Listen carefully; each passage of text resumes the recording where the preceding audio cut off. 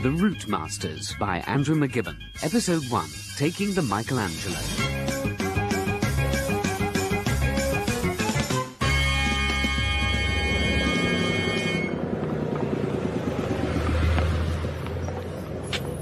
Hurry up, get on then. Mitchum, please. Would you mind grabbing hold of this for me and plugging it in the third socket on the left over there? There's a good chap. Mitchum, please. Look, old boy, we haven't got a lot of time. If we miss this breach in the spatial netting, we'll be stuck here for goodness knows how long, waiting for another one. And then 3000 will come along inside out. Look, is this the night bus to Mitchum? Well, Is it a special or something? You could say that, Where's yes. this bus going? Don't stand on that. On what? That. Oh, right. Look, I think I must be on the wrong bus. I'll just get out now. Wait a minute. What's happened to the door? It's gone. For your own safety. My own safety? Look, will you please let me off this thing? That would be most unusual. I would prefer if you got off at the next stop. The next stop? Where's that going to be? More like, when's that going to be? I'd rather hope to have had more out of the interpolator by now. What's an interpolator? Well, think of it as a... Well, look, you're the one who's come to repair it, Bernie. Eh? Look, I'll help you get the back off. It's very simple. How do you know my name? Who are you? Oh, well, that's easy. Think of me as a temporal detective, surfing on a gossamer of chronology in pursuit of time's arch enemies. You're not a real bus conductor, are you? No, Bernie. I am a Routemaster. See what I mean? Normally the interpolator provides some kind of big fanfare there. I was rather hoping you'd be able to fix that later. Anyway, pleased to make your acquaintance. You can call me the conductor. I thought you said you were a route master. That's what I am, not what I'm called. And for your information, we're travelling on a time bus. Why do I always get the nutter? Oh, it's a time bus, is it? Yes. Oh, I see. I shall take... Oh, I see. Is that all you have to say? You are about to embark on the most exciting journey of your entire life, and all you can say is, oh, I see. Well, it seems quite clear to me that this bus is going non-stop to Rampton. Could you let me off, please? I think I can walk the rest of the way home from here. Let you off? Yes. That's most irregular. Driver, anywhere here? It's most unusual to let someone off between stops. Sure I can't change your mind? Quite sure, thank you. Well, goodbye, old chap. What a nutter. What the... Couldn't help but notice, son. You all alone out here at night.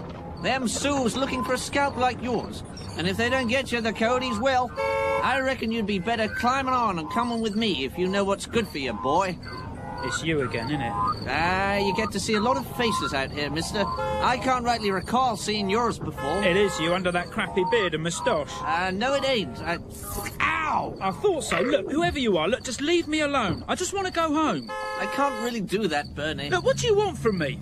Why do you keep following me around? Every time I see you, you're driving something different. Where'd you get this stagecoach from? Disneyland? I'll happily explain everything to you if you just agree to help me. Oh, you're certainly persistent. Bernie, please. Just this once. Trust me. Look, if I help you, will you promise to go away and leave me alone? Yes. I promise. Right. Okay. Stay there, Bernie. I'll be right back.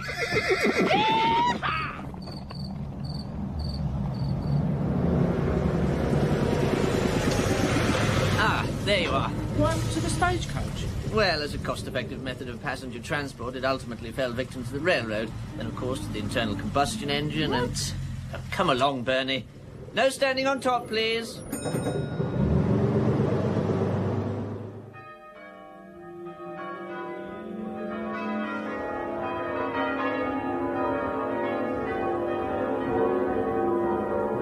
Signor Michelangelo, I'm going home now. You need anything before I leave? No, but remember to bring me a sample of that great distemper Raphael Urbino's been using. I'm quite sure he stole it from me. Two-faced lying queen. Okay, I see what I can do, mate. Don't you see what you can do, Carlo? Do what you can do. I'm not having that loathsome, preening artist wandering in to look at my ceiling and wandering out again with my paint and my ideas. Oh, this red is the wrong shade. Carlo, you idiot! Carlo, that you down there? You've mixed up the wrong red for the Erythraean Sibyl. It makes her look like a Dutch eunuch with impetigo. Carlo, you there? Hello, who are you? What do you want? The chapel's not open yet. What's that? What are you doing? He feels sick.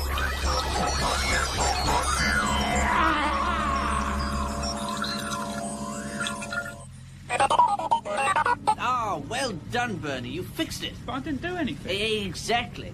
Obviously, it wasn't broken in the first place. But it took a keen eye to realize that. You are a marvel. I know. He seems like a very nice young man. Most fortunate to have him on board. So you haven't got an accurate fix on them yet? Well, you'd better show me what you have. Conductor, why are you talking to a stylophone? The interpolator is consulting me, Bernie. Sit down and pay attention. You might learn something. Run your revision, interpolator. Take the today amount of DIY and crucifix it and do Italia home and Cardinal Centre. Salve, salve, salve on paint in gloss, ergo shell and pater lustra. This week's offer. Buy a 5-litre economy Vatican of wallpaper paste and get a second absolution absolutely free. It's all at Do Italia for your Father, Son and Holy White Spirit. Open Redemptor Mundi. What was all that about? That, Bernie, takes us a little closer to where we need to be. What you have seen is a clue. The interpolator acts like a radar. It scans the past for signs of temporal misdemeanors and reinterprets the images in a way all of us can understand. Be aware, there is a depraved force at large preying on the very fabric of history itself. His name is Raymond. Raymond? Oh, Raymond can take any form he chooses. And until recently, he had only one objective: to tinker with time, up and down the eons, meddling here and there, altering events and changing history for his own amusement. I see. So, he messes everything up, and you put it right again? Crudely speaking, yes. Thought so. Latterly, Raymond has teamed up with a woman whose name strikes terror into the soul of mere mortals. She is called Hilderghast. Hilderghast? No! Hilderghast is a curator from the Triennium Institute of the 30th century. For reasons I cannot understand, the pair of them have begun to vandalize the very elements that make up the pantheon of human achievement. As we speak, they are systematically devaluing generations of art, literature, music, and philosophy, and turning your cultural panoply into a vulgar, muddled, distorted mess. A little bit like your Channel 5. Right. Look. Let me give you an example. If I were to tell you that the writings of Lord Henry Dark in the 1700s were regarded as the greatest love poems of all time, greater even than Shakespeare's sonnets, what would you say? I don't know. I've never heard of it. Precisely, Bernie. And why should you? His poems were unknown. I hadn't heard of him either until the interpolator revealed how great his work should have been. By the time I got to him, Raymond and Hilderghast had rewritten all his great works and reduced them to greeting card doggerel. Listen to this. A poem on the death of his beloved wife.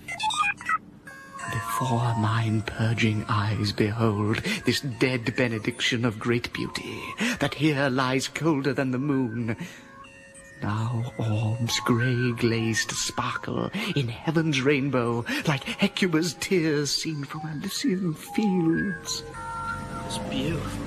Yes, and now listen to what they did to it. Lying on your deathbed before you kick the bucket. If I get out my fisherman's friend, would you care to suck it? I've never seen that on a greeting card. Well, you see, that's what they do. Firstly, they choose a victim. Raymond is transferred from his flask into the body. They let the poor fool display artistic promise and attract attention, then just as he or she is about to produce their finest work, they exterminate their spirit and rubbish them to obscurity. Oh, you mean like Chesney Hawkes? Yes, exactly like that.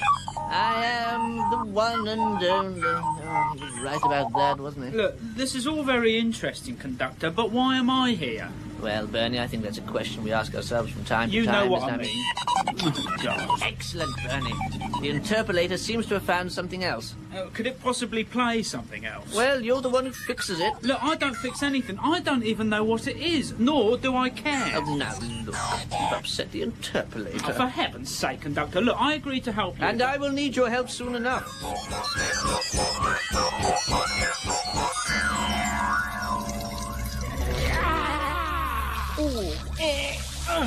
Oh, what a body this man has. And what a stiff neck, too. I've got paint all over me, and oh, pooh. He hasn't changed his grundies for a while, either. Hilderghast, look at me. I'm Michelangelo, the artist, the sculptor, the intellectual, the poet. Michelangelo, the artist, the sculptor, the intellectual, is in this flask. You, my impish little imbecile, are simply occupying his body. Yes, but just look at his muscles and that big forehead. I tell you, Hilderghast, I'll be happy if I never have to go back in that flask again. Really, how very disappointing that would be.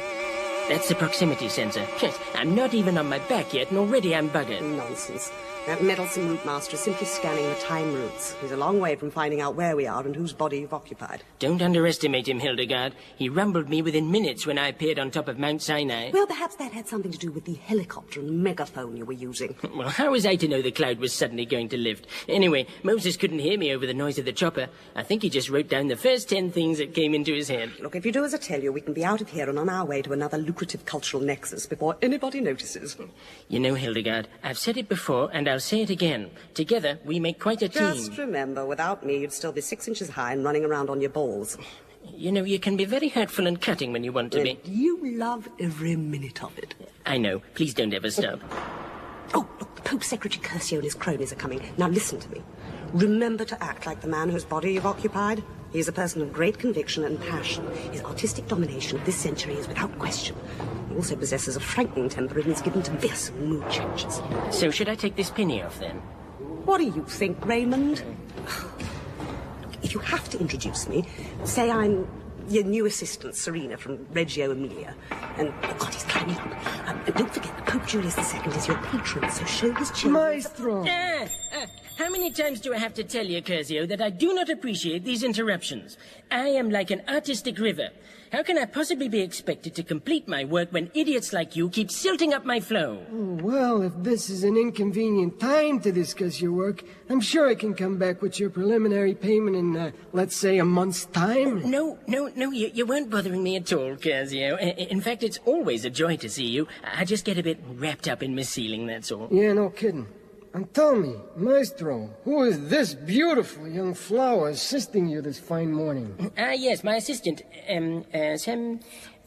Secretia. She's very good at wiping off my brush. Well, Secretia, I never knew the Maestro displayed such good taste when it came to attractive young ladies. Come to think of it, he's never displayed any interest in women whatsoever. Hilderghast, you never told me I was occupying the body of a sucking great iron. I hope I don't have to use the back entrance to get out. Oh! My master's taste in all things, my good Lord Curcio, is based purely upon his need for constant artistic enlightenment through platonic relationships. And my name is Serena. Quite right, Secretia. Now, go and get us some red wine, will you? How now, Curcio? What brings you to the lowly battle vault that is my tormented canvas? Oh, I'm here to tell you that your patron and my master, His Holiness Pope Julius II, will be arriving to inspect your work later today. He's expressed concern about the colors you've used on some of the cherubim and seraphim. Look, I'm the artist here. The Pope can go and touch up someone else's cherubs, but he's not tinkering with mine. Relax, Maestro. It's a mere trifle. He cannot wait to see the progress of his glorious commission. He can rest assured that his commission will certainly be one of the most radical and unexpected of its time. That's for sure. Now, where's my money? Huh? What money? You said you had a preliminary payment for me? Did I say that? Unfortunately, I was lying. Later, Maestro, and good day to you, fair Secretia. Serena. Whatever. What a tight-fisted, pen-pushing, paper ring burner. Look, my little darling moron, we don't need their money. Now you're occupying Michelangelo's body. We are in possession of far greater coinage. A bit of loose change is very useful. You try eating lunch round here and then saying, sorry, hope you don't mind, but could you change this? Only I haven't anything smaller than my essence of greatness. You really are a curious little cretin, aren't you? Oh, stop it, Hilderghast. So, this is what you do all day, is it? Don't fiddle with that, Bernie, you'll Stand break here it. hunched in a stairwell as the bus goes backwards and forwards, watching your so-called interpolator. I mean, what about your driver? He must get pretty fed up. What did you say? You know, your driver, the bloke in the cab at the front of the bus with the blind pulled down, what about him? I'd rather you didn't talk about the driver. Oh, a bit touchy there. Don't mention the driver again. Why? Please, Bernie, some things are better left unsaid. Look, how do I know we're travelling through time anyway? I mean, it's just a bus, isn't it? How can you prove... Bernie, I'm a little pressed for time, and as you can see... But if you can travel through time, then you can't be pressed for it, can you? Okay, you've got a point. Driver, stop the bus. Interpolator, create a sequenced heterodyne inertial time plug. Hey, conductor, that spells... I know what it spells, Bernie. It's what it does that matters. Right. There we are. Happy now? What do you mean? Well, I've just sent the bus 50 years into the future. Well, it doesn't look any different outside. Of course it doesn't. It's Mitchum. Yeah, but how do you know we've travelled through time? Because your fare's just gone up 7 quid in 15 seconds. Now, come on, pay up, or I have to throw you off. Hey, conductor, what's happening? The time bus has located Raymond and Hilderghast. The interpolator seems to be directing us towards Rome, somewhere around the beginning of the 16th century. According to the screen, we're going to pull up outside St. Peter's. Look, I'd hate to see you snag your tights on a minor detail, conductor, but won't the arrival of a red London bus outside the Vatican in Renaissance Rome look a little bit strange? Bernie, have you never heard of stealth? No. The time bus has evolved a way of adapting its outward appearance to best fit in with its new surroundings. You mean you can disguise the bus, is it? Exactly.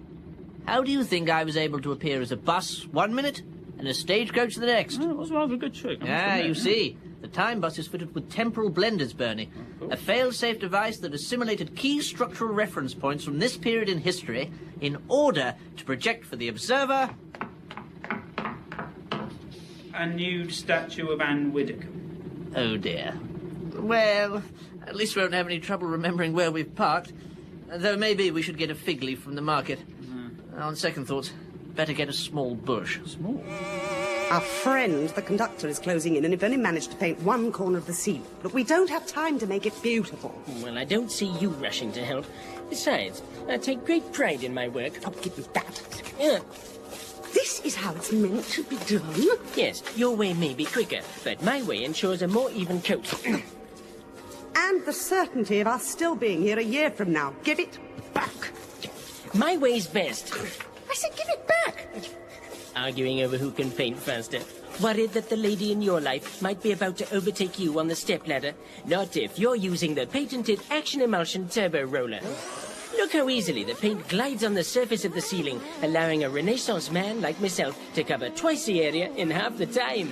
When it dries, free of moisture... Have you got to finish? Oh, sorry. I've still got some residue from Ray Brooks in my flask.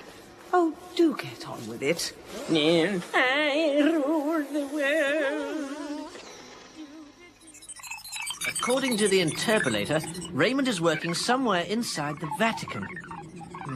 He knows the sound of my voice and my appearance well enough by now, but he won't recognize you. No, he won't. That's because I won't be there. Bernie, we haven't got time for this. Put this around your neck. Why? It may look and feel like a gold medallion, but it's actually a universal translator. Cool, thank you. Now I look like Jimmy Savile. Now then, Bernie. So what happens when we get caught? And don't be so defeatist. We'll be carrying this, a portable interpolator. It'll help lead us to Raymond.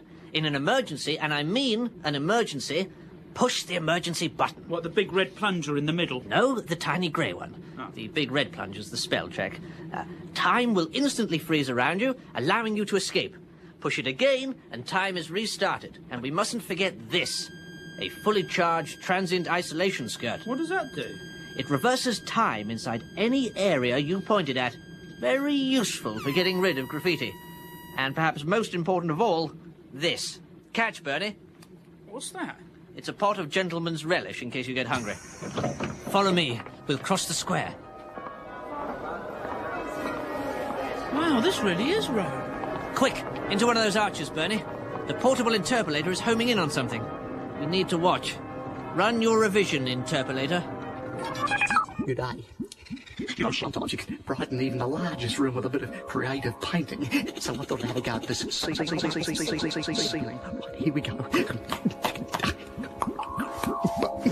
Now let's start by putting a couple of cheeky seraphim. Now let's put a blonde-haired cherub in there. Now I think it's important that we get God in here somewhere.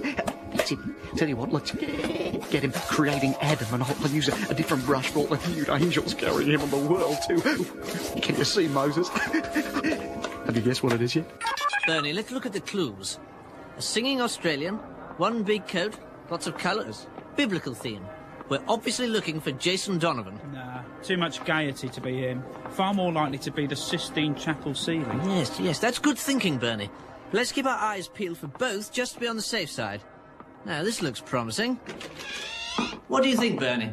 Well, it's the first time I've ever been to Rome, but I think this room's a bit too small to be the Sistine Chapel. What about this one? Yes, Bernie, this is the place. And I'll wager my last tube of thrush cream that that's Michelangelo at the top of the scaffold. So, conductor, if that's really Michelangelo, how on earth does he know the words to If I Ruled the World? I'm ahead of you, Bernie. I don't think Michelangelo would be painting over his frescoes with a turbo roller either. It's safe to assume we found Raymond. Unfortunately, he's almost finished the ceiling. Oh, he's seen us. Hello, conductor. There's no time to lose. Somebody's coming. Bernie, you're going to have to deal with this. It's imperative we uphold the third axiom. We've only a few seconds to spare. I suppose I'm going to have to explain the third axiom to you, aren't I? Well, Bernie, think of us being in a kind of bubble. No, that's not a good example. Pretend you're lost at sea in a small fishing smack. No, right. Your friend has 14 nut brittles. If I eat 7 of them and regurgitate 4... No. Look, put it at its simplest. The third axiom means that if a single witness sets eyes on Raymond's vandalism, we'll have lost the chance to set it right. History will have been changed forever, and uncertainty will jeopardize every subsequent event down the ages. If Michelangelo's fresco is allowed to remain a whitewash, the consequences could be unthinkable. It just means there wouldn't be any titles for the South Bank show, that's all. Whether or not you choose to believe what I've told you about the third axiom, I strongly suggest that you give me the benefit of the doubt. And use what little time we have left to stop whoever is walking towards that door from seeing inside. All right. You take care of the papal expedition. I'll climb the scaffolding and confront piss-poor Michelangelo. We come to see Michelangelo. Oh, you can't come in today, mate. It's closed. Closed? Yeah. What do you mean it's closed? Yeah, it's closed for staff training, and because it's too windy. It's too windy. Yeah. It's too windy. Yeah. It's too windy. What are you on about? Look, do you want to play some cards? What are you talking about, pick too a card. windy? Come on, mate, pick a I don't card. want no Come on, card. you know you want to. Come on. What is Pick these a cards? card. Do I look like a card? I thought it was you up here, Raymond. How is Time's favourite bendy toy? Hello, conductor. My name is Michelangelo, and not a lot of people know that. Why do you always have to interrupt me when I'm having so much fun? Because, Raymond, you are the only person in creation who would paint over Michelangelo's finest work with emulsion and call it fun. Not the only person, conductor. I've slapped a little bit over there where the sacrifice of Cain and Abel used to be. Hildegard, what a pleasant surprise. Come to Rome to lift some more of Raphael's pictures from the Vatican apartments? Excuse me, but those pictures financed a number of genuine archaeological surveys. Yes, and a vast mansion overlooking Lake Geneva. I think it's time you vacated Michelangelo's body, Raymond. I'm sure the conductor and his boyfriend will be more than able to cope with the consequences. That's Bernie. He's just my assistant. All right, it's nothing to be ashamed of. We're very open-minded. And I quite fancy him as well. I beg your pardon? I'd better get out of this body, quick. Oh, I hate this bit. You know, dear, you really must find a less ticklish process for me to vacate the body. Hildegard, you must know that I can reverse the effects of what you have done. Perhaps. But this time, conductor, I think you'll find our efforts on the ceiling will be beyond even your advanced technology. Nothing is beyond any Routemasters' transient isolation skirt with its limitless power source. I can reverse the passage of time here in the chapel, and the original fresco will be restored before Michelangelo recovers consciousness, and hopefully before anybody gets past Bernie. I do so want you to try, conductor.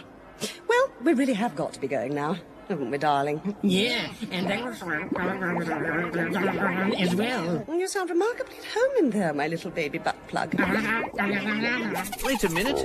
What have you done to my transient isolation skirt? Oi, come back!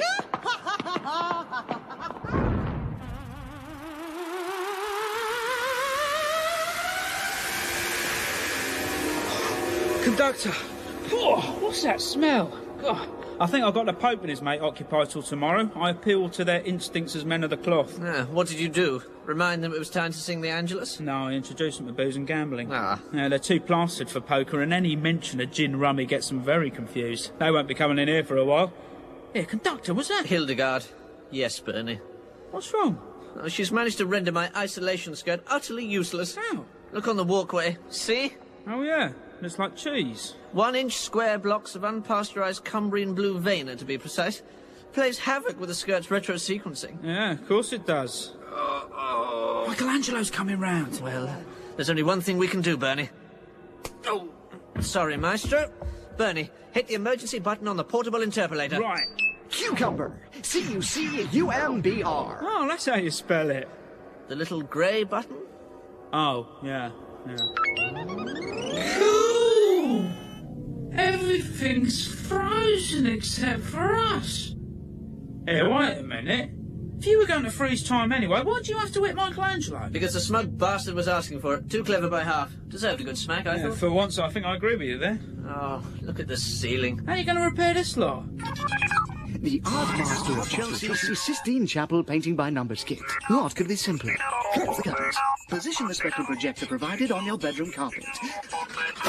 On the ceiling, you can clearly see the outline of the Sistine Chapel. Using the paint provided, match each section of the ceiling with your bedroom ceiling must be no smaller than 4,000 square feet. Warning, you may have to take Thursdays off for the next 5 years to fully appreciate this product. Not available in Muslim.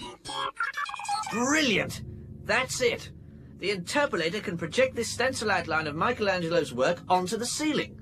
All we have to do is paint in the colours. Conductor, that could take forever. Yes? Oh, it's back. Stop complaining. We're almost finished. However, there does appear to be a slight problem. What's that? The hands of God and Adam aren't touching. What's wrong with that? No, that's not all, Bernie. I ran out of flesh number 12, and I've had to paint God's fingernails black. Well, at least it's stylish. Oh, well. We'll just have to leave it. Michelangelo, your ceiling is beyond comparison. This is a work of such monumental beauty. Grazie, Holy Father. Are you not happy with your work, Maestro? No, I am. It is just that I thought I had God and Adam shaking hands. You know, welcome to the world. Well, now I don't know what to do. I could put a fork of lightning between their fingers. No, that would be stupido. But then again... I still don't understand. How are we going to account for the nude statue of Anne Widdecombe, Conductor? I mean, it hardly went unnoticed. I think most Romans will be only too happy to see the back of it, which is infinitely more attractive than the front. Well, Conductor, I think I've had enough excitement for one night, so if you don't mind, I'd quite like to go home now. Oh, dear. I'm afraid we're going to have to take a little detour. Oh, no, not again. In that episode of The Routemasters by Andrew McGibbon, Amanda Donohoe was Hilderghast, Andrew McGibbon was Raymond, Carl Minns was the conductor, Owen Evans was Bernie, Andy Mulligan was Michelangelo, Dan Friedman was Curcio and Carlo, and Alex Lowe was the voice of the interpolator. The theme tune was written by Ozzy Temple and other original music by Nick Romero. Additional material was written by Rob Colley and Kevin Greening. The programme was produced and directed by Julian Mayers.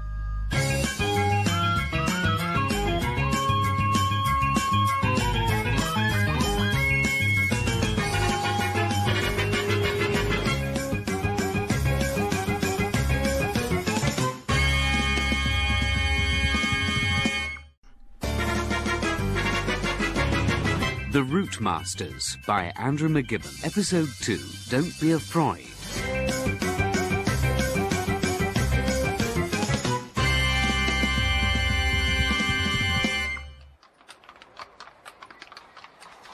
Please, you must understand. It's very urgent. I'm in a terrible way. But you're not a regular patient. We have no record of you, Frau... Braun. Frau Hildegard Braun. Well, Frau Braun, why don't you take a seat and I'll go and have a word with Sigmund. But he's not inclined to take new patients without a recommendation first. Oh, thank you, thank you. Hildegard, you've got to let me out of this flask. I'm going to put my cork in here. The process of transmutation cannot begin until we are in the same room as Sigmund Freud, so you'll just have to hold on, my darling. But I haven't been since we left the Sistine Chapel, and I'm bursting now. My sweet liquid moron, you cannot be bursting. You haven't got anything to burst. You're simply a tube of plasma, a moist voice in a sealed vial. Well, why didn't they design it like a soda siphon? At least when I'm desperate, I could squirt off into a vodka. Oh, shh. No, don't say that. You make me want to go even more. Quiet. He's very busy. He cannot see you today. You will have to make an appointment. Oh, but please, you must understand. My condition is critical. I've got to see Dr. Freud immediately. And I've got to go for a slash. Who said that? You can hear him, too. You see, there's a person inside of me trying to get out. Please help me. Look, you wrinkly old bag. How would you like me to leave a permanent stain on your Wilton? Please help. Get him out of me. Sigmund, I think you had better have a look at this woman. Come in, please. Quickly. Go into his study. Thank you. About bloody time, too. Sigmund? Sigmund? Is everything all right? Sigmund, what's happening in there?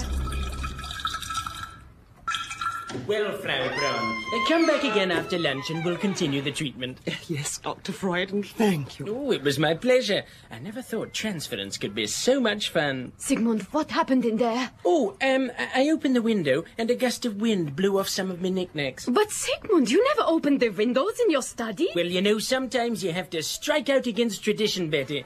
I'm Martha, your wife. Who is Betty? Who the devil are you? And what do you call that? Do you not recognize Herr Grubermann, Sigmund?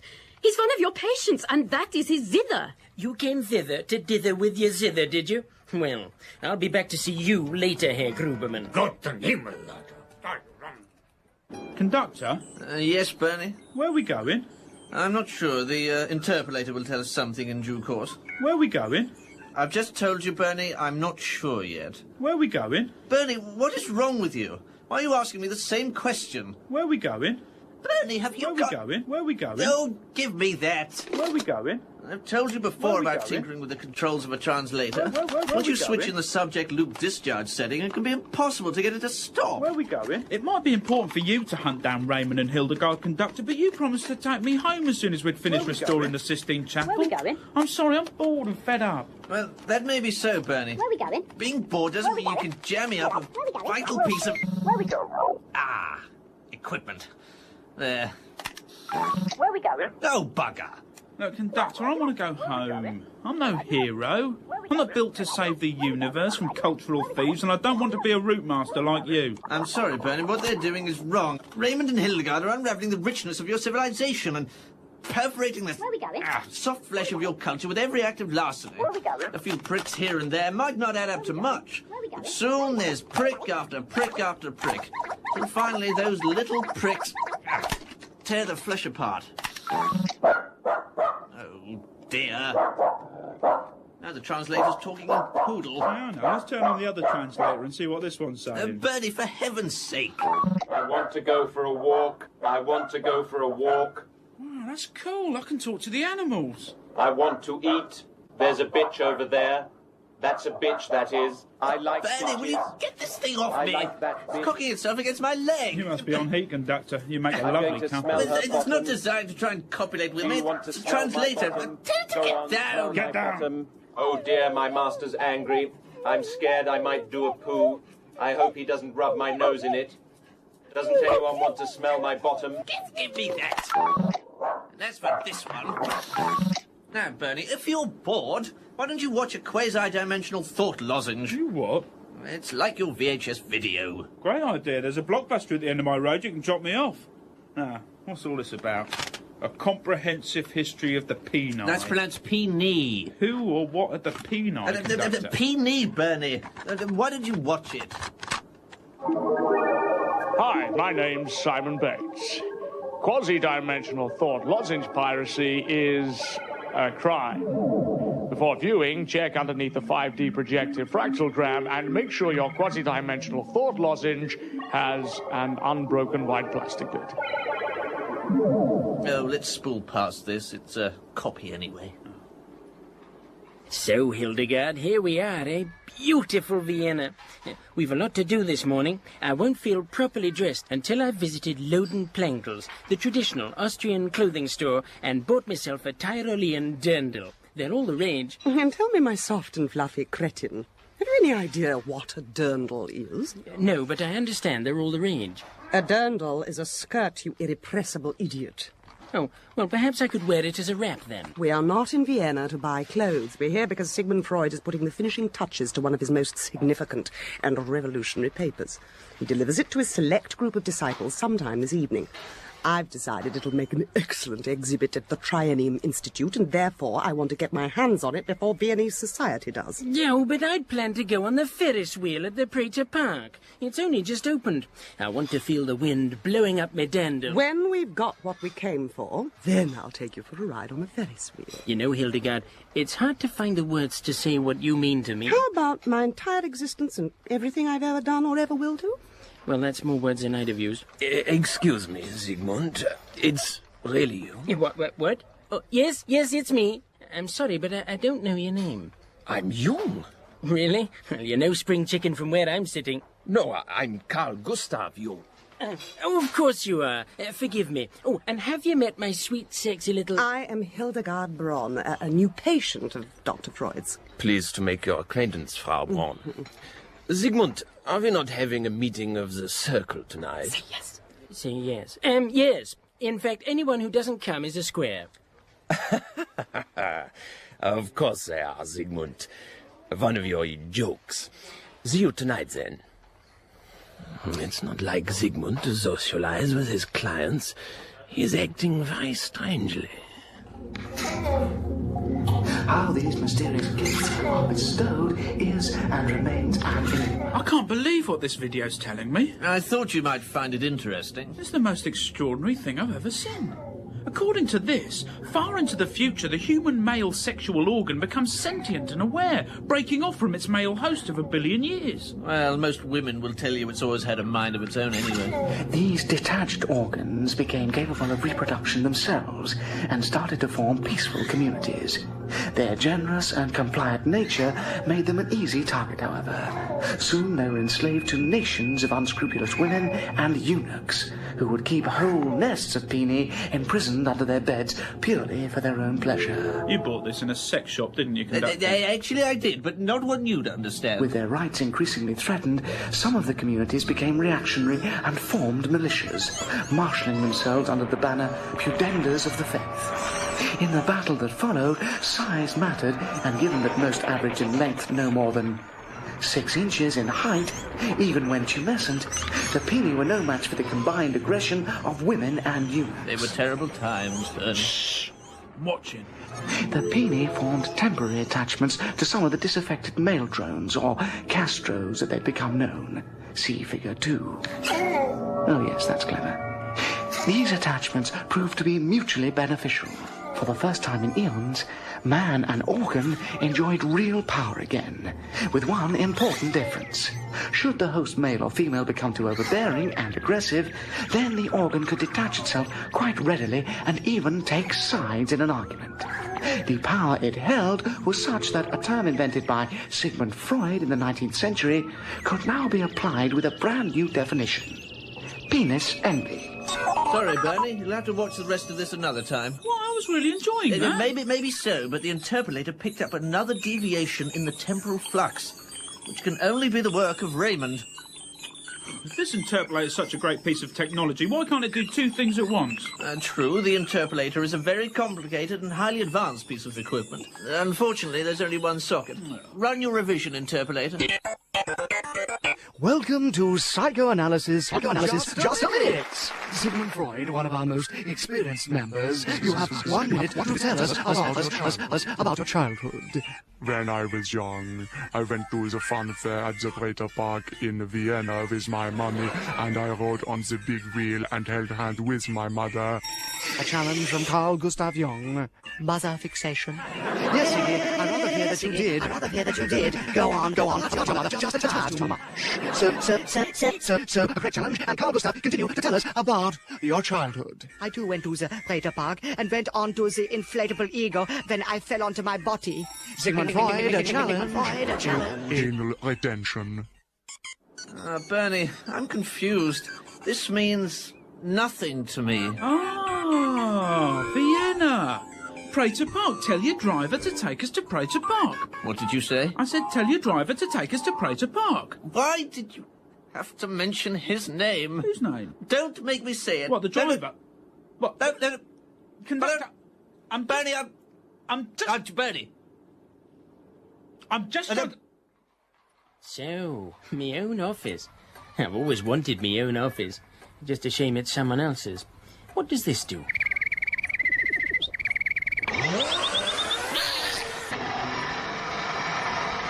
Ah, it must be a budgie sharpener.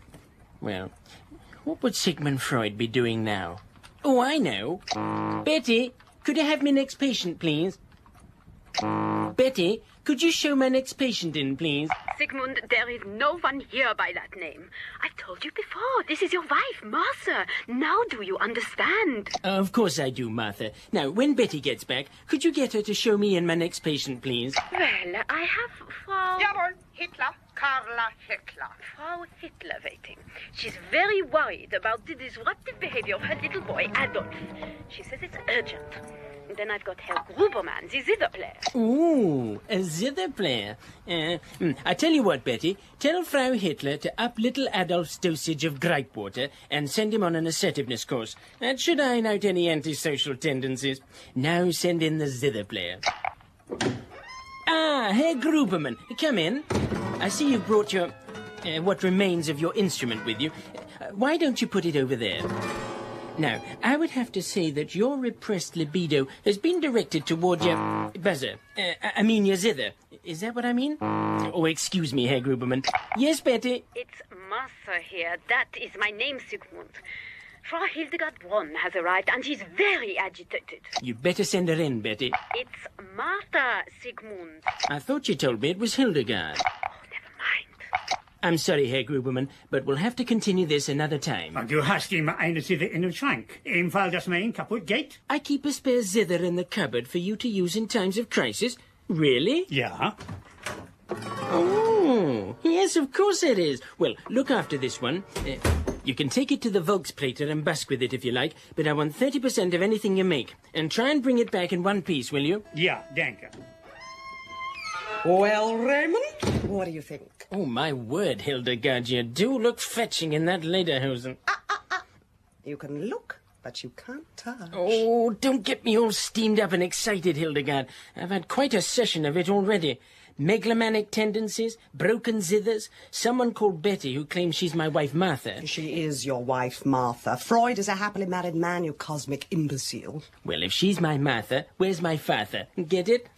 I also brought a bullwhip. Yeah, so I see. It complements the rest of your outfit, though maybe it should dangle off the hip a bit more. My sugar-coated astral jellyfish, I know you find it hard, but please try and hold on to the rail. In less than 2 hours, all 6 members of Freud's inner circle will assemble here in his study. Oh, that's going to be awkward. There's only one chair and a couch. I'd better have a word with Betty. I told you her name is Martha, and the seating is not important. But I think No, we should... Raymond. No, but really... I said no. Tonight, Freud will read extracts from his paper on telepathy and telekinesis. We have to find it. Then what? Then we can have some fun, Raymond. Oh, I do like having fun with you. It doesn't involve that whip by any chance. Why, my sweetheart, would you like it to? Oh, just stop it, Hildegard. Yes, well, the kind of fun I'm thinking of will give us more than just instant pleasure, my love. Tonight, you and I will denude Sigmund Freud of his most controversial work. Ooh. In fact, before the evening is over, he will have become the laughing stock of Vienna, and his reputation will be in tatters. And I shall have his greatest ever work to put on display. Yes. Now, my feet are killing me, Raymond. Take off my boots if you know what's good for you. But I haven't got them on this time.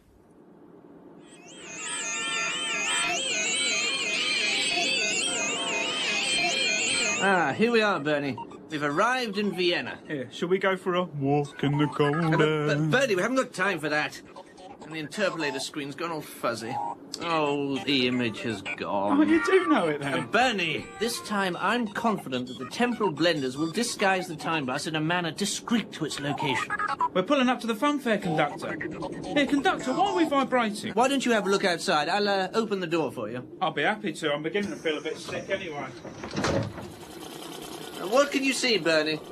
Have the temporal blenders provided us with appropriate camouflage? No. A bouncy castle, complete with compressor. Oh, bugger. Well, at least it's got the fairground bit right. And it explains why we're vibrating. And then nevertheless, we have a problem. The interpolator has directed the time bus to Vienna for a reason. But I shall have no idea why we are here or who Raymond is occupying. Here you are, Bernie. The portable interpolator should help us to locate Raymond. Take the transient isolation skirt as well, in case we need to reverse time. Oh, and don't forget your translator, Bernie. Oh, thank you. It's so important to travel light. Bernie, look out! Warum passt du nicht auch hoch, du Gast, du blöder Hund? I didn't see you, I'm sorry. Ich bin blind, aber hier Kinder hab doch Augen. So warum braucht ihr nicht? Turn on your translator, Bernie. It's still playing up, conductor. Wait a minute. The portable interpolator is detecting minute traces of an organic matter that can only belong to Raymond. It's all over this man's instrument. Who gave you this zither? Bernie, turn that thing off. Use my translator. Who gave you this zither? If you will stop barking at me like the dog, I will tell you. It was given to me by Herr Sigmund Freud.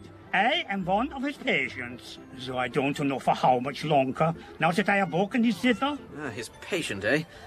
Please excuse me. I am the conductor, and this is my friend Bernie. Ah, fellow musicians. You must be looking for the music, Brian. I can take you there. It's not far. We're not musicians, but, well, maybe you can help us anyway. Candy floss, sir. Has Dr. Freud looked in any way different to you lately? How would I know? I'm as blind as a spent hamster. But he has a new patient, who he seems very taken with at the moment. A woman with a chilling and distinctive voice. Hildegard Braun? Yeah, that's it. For Hildegard Braun. You know her. Oh, yes, we know her. Listen, Herr Gruberman. Herr Gruberman, can you take us to Sigmund Freud? Of course. It was he who told me to come here, to White Park. He says if I make any money busking, he was to have 30%. Raymond. Hildegard, I've looked right through this bookcase. There's no sign of his paper. But it must be here somewhere. Why is it so important, Hildegard? Because, my darling spongiform jello head, Freud will reveal this evening that the human brain possesses the capacity to transfer thoughts from one mind to another, and the power even to move objects using a hidden part of the subconscious alone. Ah, so you mean I could put the idea in someone's mind to go to the cake shop and buy me a slice of Fackertort. That's a poppy seed crust pastry with cream cheese. Then, whilst they're having a coffee, I can use my mind to bring the Fackertort. What are you talking about? It's a poppy seed crust pastry with cream cheese. To the study, without the need for anyone to carry it back. That's fantastic, Hildegard. It'll revolutionize the cake industry. Just find the paper, Raymond. Whatever you say, sexy. Idiot. I must say, Herr Grumman, for a man who cannot see, you move at great speed through these streets. I've been blind a while now, but according to Sigmund, I can see more clearly than anyone with eyes. Ouch! Why should Sigmund Freud express such an interest in you? His concern is psychopathology, not ophthalmology. I came to him because I thought he might be able to help me. You see, sometimes I can hear what people are saying, even when they are not speaking. You're telepathic, that's all. Even the sighted learned to develop some form of it during the early part of the 20th century. Wait a minute. That's it. That's why Raymond and Hildegard are here. Well, Freud had prepared a paper based on his theory that the human subconscious possessed the capacity to transfer thought from one mind to another, and that the same power, correctly marshalled, could result in telekinesis. I knew you were going to say that. In English, conductor? Mind over matter, Bernie. Raymond has occupied the body of Sigmund Freud. Hildegard wants that paper. Together they will destroy Freud's reputation and put back the study of telepathy thousands of years if we don't stop them. He lives at 19 Begast. Where does he live, Herr Grumman? Oh, God, this telepathy is really getting on my nerves. I recognize the pavement. We aren't far away now. It's time for me to play my zither. This is hardly the time for music. He's not playing it for pleasure, Bernie. Herr Grumman uses the zither like a submarine uses sonar, don't you? No, I discovered I can earn 10 shillings an hour on a good night. Thank you. Oh, get off, you smart ass Austrian minstrel. What does that mean, conductor? Yes. Bernie? I don't know why this is. What they're talking about. Gentlemen, attention please. I'd like to start by saying thank you for coming. I know you've all paid good money to be here tonight, and you can bet your life that me and my glamorous star pupil, Hildegard, will deliver a floor show to remember. Okay, let's not waste any more time. Hildegard, introduce me to tonight's first volunteer. Well, Ziggy. Number 1, Carl Gustav Jung, 28, you come from Switzerland. You're married with 3 children and work as a psychiatrist. Your hobbies are psychoanalysis and bird watching. Carl, welcome to the show. Are you nervous? Sigmund, what is this? What are you doing? Well, don't worry, Carl. You take the seat at the end there. Who's next, Hildegard? Welcome, volunteer number 2, Joseph Breuer. You're married and live here in Vienna. You work as a clinical psychologist and like painting. Joseph, you won't regret volunteering. Have you been hypnotized before? Sigmund, I have known you many years and have supported the most outlandish of your series, but what on earth is this nonsense? I'll take that as a no, then. Go and sit next to Carl. Hildegard, who's next? Number 3, Hans Dilderman. I can only assume he's acting out some bizarre psychosexual projection as a model to illustrate an aspect of his theory of the unconscious. However you look at it, this must be a piece of genius. And that, my friend, is a bird piece of ass. Who's next, Hildegard? Here we are. This is where Sigmund Freud lives. Excellent. Follow me, everyone. And finally, Sigmund, meet volunteer number 6, Wilhelm Fleiss. He works as a physician and numerologist. And his favourite colour is green. Hey, Wilhelm, are your Fleiss done up? Bitte? Go and just sit down, will you? Now, I want you all to look at me. Look into my eyes.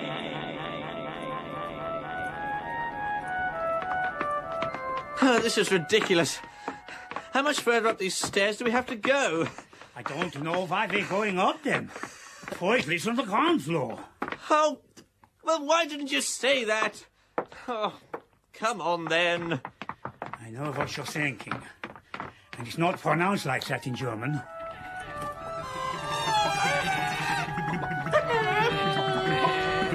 Now, Carl Jung, I want you to imagine that you're a steam engine at the head of the overnight train from Freiburg to Vienna. Very good. Well, that's all of them, Hildegard. I'm a born hypnotist. Raymond, my darling, behold, isn't this beautiful? Yeah. Sigmund Freud's most dedicated disciples, the cream of Vienna's psychoanalysts, reduced to gibbering idiots. Look at them. Now, did you find Freud's paper? Yeah, here it is, Hildegard. I couldn't understand a word of it. His English is unreadable. That's because it's written in German, you inflatable fleshy fool. Right. It is now time for you to leave Freud's body. Hurry. I wish this process didn't make me giggle so much. Just get on with it. I'd like to be gone before that malodorous time janitor gets here and starts swinging his chain. You're a little late for that, Hildegard. Conductor, what a pleasant surprise. I was wondering when you'd show up. Oh, and I see you brought your handsome boyfriend, too. Once again, I'm afraid you've arrived just as we're leaving. Oh, what a shame. We'd have so much to talk about.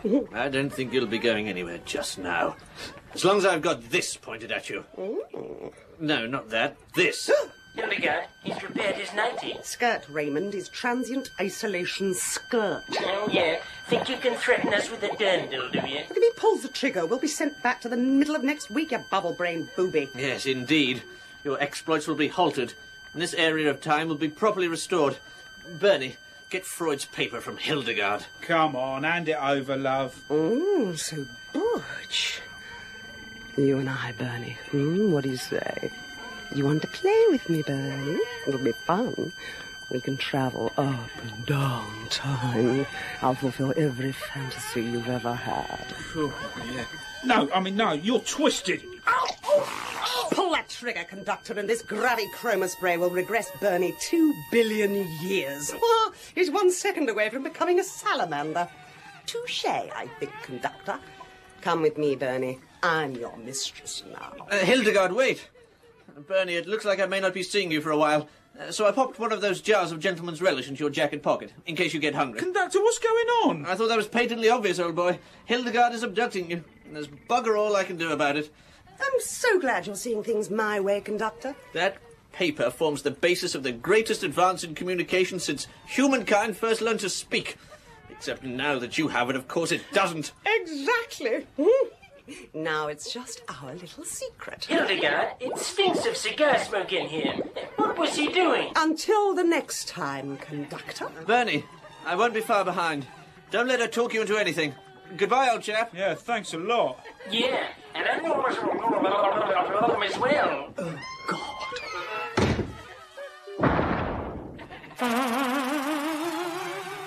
Oh, my head. What happened? Carl Gustav, Wilhelm, Joseph. Why are you acting so strangely? And Herr Grubermann, what are you doing here? Herr Grubermann, stand next to me. What happened? I'll explain in more detail later. I know you cannot see it with your eyes, but, well, apart from us, everyone here has been frozen in time by me. But first you have to help me again. But how can I help you? You heard Hildegard. She has taken Sigmund Freud's seminal paper on telepathy, and with Raymond's help she has also ruined him. His intimate circle will never accept him in quite the same way. You could, however, induce a telepathic amnesia, so that when I release the emergency button on the interpolator, the last 24 hours of memory will be erased from their minds. Certainly. If I can do what you ask, I'll be delighted to help. On one condition. Name it. That you take me with you wherever you go on that inflatable thing you came from, and two conditions. Oh. That you pay for me to see Madame Dorothy in the blue wine brothel on the way back. Yeah? Why? Why? Because somehow I don't think I'll be seeing her for a long time. In that episode of The Routemasters by Andrew McGibbon, Amanda Donohoe was Hildegard, Andrew McGibbon was Raymond, Carl Minns was the conductor, Owen Evans was Bernie, Andy Mulligan was Herr Grubermann, Sophie Aldred was Martha, Nick Romero was Carl Gustav, Dan Friedman was Breuer, and Alex Lowe was the voice of the interpolator.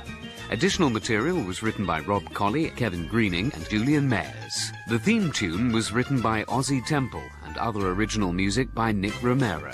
The programme was produced and directed by Julian Mayers.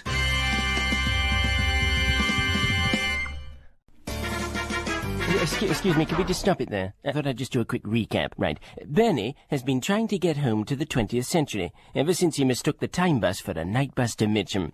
But he's now been abducted by myself, that's Raymond, and my lovely lady Hildegard.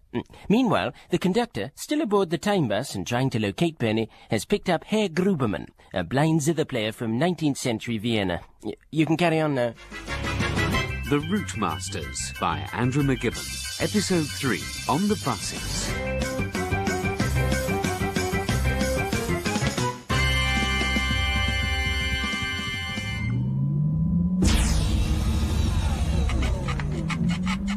There we are, Bernie. Not too tight, I hope. Where are you taking me? Why have you tied me to this chair with fluffy pink rope? Well, that's hardly the way to talk to your new host. We want to make you comfortable. After all, you could be spending some time with me. And me. This is my transporter, after all. Isn't it, darling? Yes, darling. Mind you, before I met Hildegard, my time tube was a tip.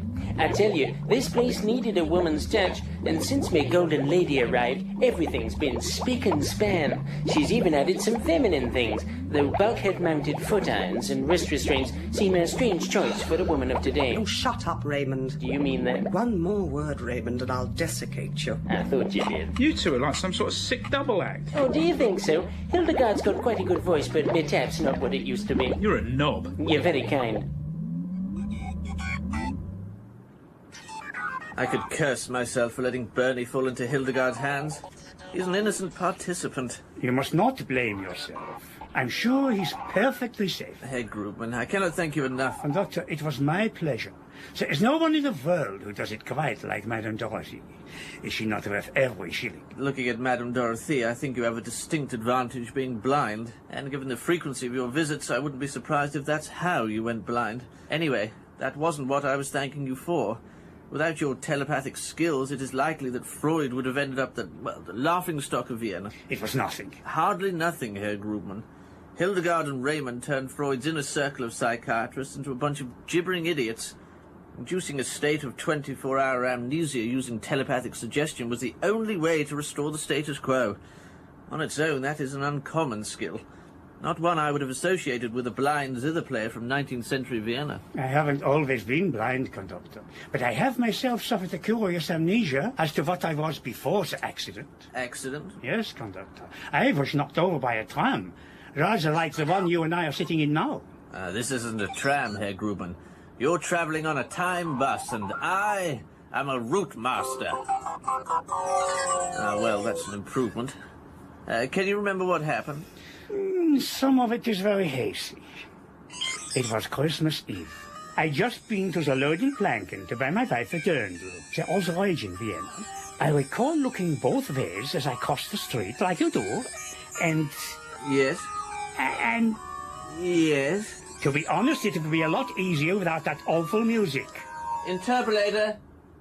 Thank you. Carry on. Well, I swear this tram just appears from nowhere, right in front of me. The last thing I saw with my own eyes were these lights, brighter than I have ever seen. 2 of them. Then everything went black. And that is how it has been ever since. What about your telepathy? It was only afterwards I started to see and feel things in my mind. I could hear what people were saying and see what they were doing. I was given a zither by a dying street entertainer, and I have learned to play it with some skill. To be honest, Herr Gruberman, it's not much of a skill you've acquired. You can only play one tune. Maybe. But that tune has kept me from starving to death, and it's kept me sane. The trouble is, I keep crashing into people. It worries me, Herr Gruberman, that you were knocked over by a bus that was by your account not native to Vienna. Yes, but it was the 3 times that followed that did the real damage.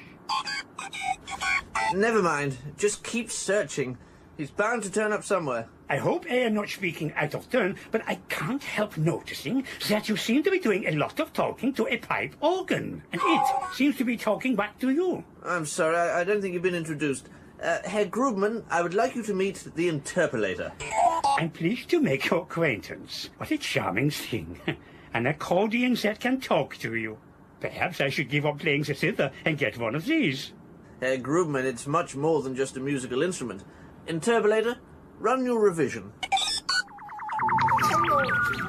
Here, lurking beneath the lush savannas of what was once the African continent, are the only surviving species of a once proud creature, the peony. Every 1,000 years, one of them undergoes a form of spiritual elevation. He is uplifted to a position of great power, given the gift of transmutation and the ability to travel through time.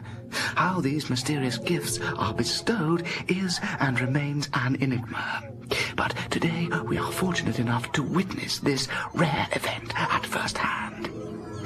And there, out of thousands gathered, we can see the one who is to be chosen.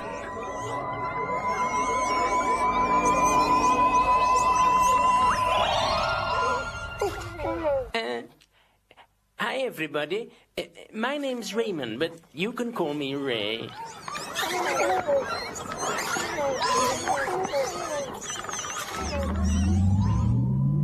How much longer do you intend to keep me tied up? I'm so sorry, Bernie. I don't want to keep you imprisoned here. I simply have no option.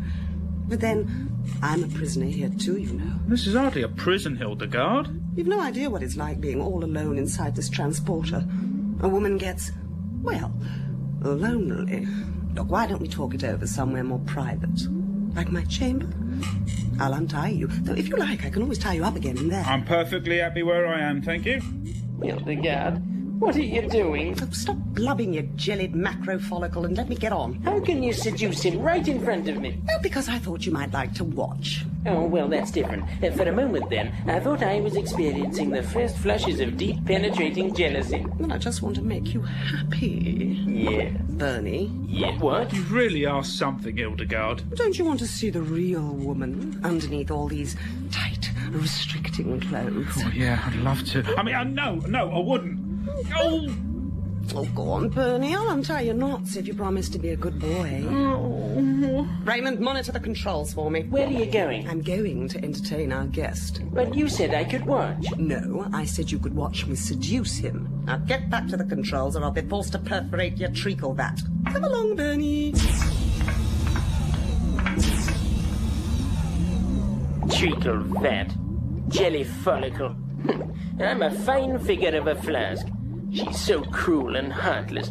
Mind you, that's one of the things I like about her most. You don't have to stand for that, you know. Who said that? I did. Who are you? I'm the other side of your personality. But I didn't think I had another side to my personality. Well, to be honest, you don't have much of a personality at all. So perhaps you should think of me as a divine spirit guiding you through this difficult time.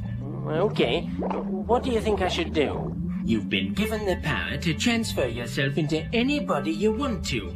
What would you rather be at this moment? Well, at this moment, I'd rather be... I see what you mean. But I can only transfer myself if I'm in the same room as Bernie. And as you may have noticed, we're strapped into a metagenetic control pod, which is held in place by a bipolar variable crow-proton sheath. And my seatbelt's done up, too. What are you talking about? Have you no brains? Have you forgotten what you are? You're a peony. And not just any peony. You've been chosen. Hand-picked. You are the Peeny Weenie. The Peeny Weenie? Get out of me flask. Look, you don't have to occupy the body of another person just to feel alive. You can stand proud on your own too. Well, let's just say you can stand proud. You can show Hilderghast what you're really made of. Sounds interesting. What do I have to do? Listen to me and I'll tell you. Oh, I see.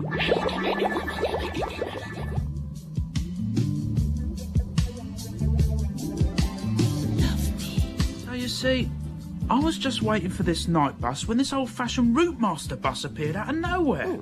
I got on, thinking it was going to take me home. Instead, by way of some crazy bus conductor, it brought me to you. Bernie, I do believe you're blushing. Have some more champagne. Thank you. You know, you're very beautiful. Thank you. But there's something I don't understand. Why do you travel through time with that demented blancmange? He has his uses. What, his transport? Without him, I would be unable to get around, it's true. Though without me, he'd go to pieces. Make that dribble away. I suppose I'd become his surrogate mother. Poor little ectoplasm. Why was it so important to steal Freud's paper on telepathy, then? Oh, God, you're cute. But so many questions, Bernie. Well, what are you? What, a collector, a thief, a plunderer, stealing things from the past and depriving artists of their greatest works?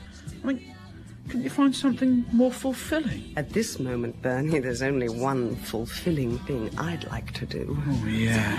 Oh, Hilderghast, please, please. I know you want me. Let's talk a bit more, Hilderghast. Well, don't you desire me? I'd like to get to know you a bit better first. Oh, how novel. Okay. Look, I'm from your future, Bernie. I'm the chief curator of the Triennium Institute. It's like your science museum, only 1,000 times larger and not so many French students. It's a vast underground complex, hewn out of alpine rock. The items I've been plundering, to use your word, may exist in your time, but by my century, much of the world you know and its treasures have vanished. What, war? Worse than that. Development, Bernie. Huge housing conurbations, giant warehouses. You see, accommodating an ever-growing and migrating population meant that antiquities were better preserved as tactile projections in a zonal entertainment matrix. The Triennium Institute was established to give a home to as many of these originals as possible before development or apathy turned them to dust. Well, it all sounds very noble, Hilderghast, but moving the Acropolis to a cavern under Mont Blanc isn't the same as stealing the ceiling of the Sistine Chapel. Look, 50,000 years from now, historians will be looking at it, preserved underground, and what'll it matter to them? It didn't exist until I brought it to the Institute. You're trying to play God. Oh, Bernie, I'm not trying. I am. Look, the human race has been trying to play God ever since it invented the wheel. What people don't know won't hurt them. What I do doesn't hurt them either. And that's enough talking. Come here, tiger. Oh. Just a little bit harder to get. Here we go, Herr Grubman. Lunch. What is that? It's lunch. Isn't that enough? What colour is it? Lunch colour. Why would that matter to you? You can't see it anyway. No, conductor, but my sense of smell is more acute than yours. I can't eat it either. I'm worried sick about Bernie and what that woman will do to him, to say nothing of Raymond. This Raymond intrigues me. He can become anyone he wants, yet instead he prefers to live in a jar like a 10-year-old pot of Heineke Schlucker's apricot chutney, and he manages to smell twice as bad. Well, a yellow-stained mucilage can't exactly take regular baths. Perhaps he could keep his lid on more often. Stranger, though, is Hilderghast's voice. It seems very familiar to me. I don't see how. You couldn't possibly know her. Maybe it stirred something that hadn't been stirred for years. Which is more than can be said for this girl.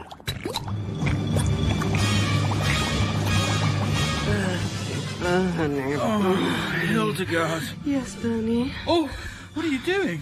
Why, do you want me to stop? Oh, Hildegard. Hildegard! Gooey! Was that you? No. Gooey! I'm down here, Hildegard. Is that Raymond? Raymond? Bernie, darling, be a sweetie and turn on the lights, would you? Oh, God, Raymond, what have you done? I did it for you. Look, I've rejoined my species. You're disgusting. Go away. Oh, I don't believe it. He's a penile. No, that's a peony. Peeny weeny, if you don't mind. I'm proud of who I am, and I'm ready for action. Raymond, what are you doing, Bernie? If you don't return me to Mitcham, South London, right now, this gravichroma spray will turn you into a salamander. Bernie, sweetie, that weapon's very dangerous. Its effects can't be reversed. Please be careful. Well, I can see you're both getting along fine, so I'll be heading back to my flask. Sorry if I interrupted anything. Stay there, you tumescent twit. Our guest apparently wants to leave. You won't forget to sign the visitor's book, will you? Raymond, instigate a tube-wide stage 3 phlebotomy and redirect the exit vector flaps to Mitcham bus garage in South London. Enter this time and zone code.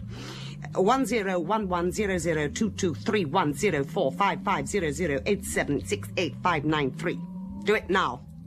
What came after the 2? Oh, you helmet. Anyway, I can't reach the controls from down here. You're gonna have to pick me up. Oh. Never mind, I'll do it myself. There you are. Mitcham bus garage, home sweet home. What a shame you're leaving us, Bernie. You are so cute. Could you close the door? It's very drafty down here. Sorry, Hildegard. Maybe another time. You'll be aching to come back to me before you know it. See you, lover. Bye.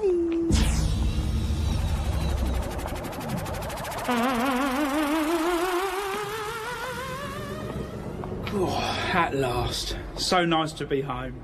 Good old Mitcham bus garage. Oi, mate. Excuse me, are you going to Mitcham Lane? Hello, Bernie. Hello, do I know you? Of course you do. I'm your driver. Come on in. Mitcham Lane, please. Mitcham Lane, Mitcham Lane. Yeah, Mitcham Lane. When is the bus leaving? When is the bus leaving? Oh, you're a one. Oi, watch out, here comes the supervisor. Oh, dear. What is going on? Hasn't this bus left you? Oh, hark at him. Now, listen to me, sunshine. I'm giving you a warning. Your crate is backwards by next week if you don't mend your pulpitude. Do you hear me, you waxy thong?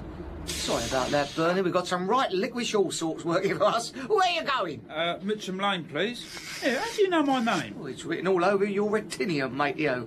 Cleave you denario, or are you a plastic bender, sir? Doesn't matter, either will do. Why are you talking like that? Talking like what? Oh, never mind. Look, I've got a £1 coin here somewhere. Really? So you might want to keep that safe. Not many of those about. No, there won't be when we sign up for the Euro. All right, little squatting encyclopedia you are. Yeah. Mitcham Lane. Well, I'm going that way as it happens. I'll sit warm and moist if that's all right with you, sir. Come on, there's no one fretting a singe. We're late to you. Get this bus nodded. Why do I always sit next to the nutter? Next week, we'll have a go at Smack My Bitch Up for Recorder and Woodblock. But let's finish the programme by singing Everything we Practiced Today. 3, 4. Relax, don't do it. When you want to talk to it. Relax, don't do it. When you want to... May I say, conductor, what an eminent tutelage I am receiving from your marvel of a musical friend. I can almost play another tune on my zither. Listen. Yes, I think I preferred the original. Excellent. The interpolator has located Bernie. I can't imagine why they would want to go there either.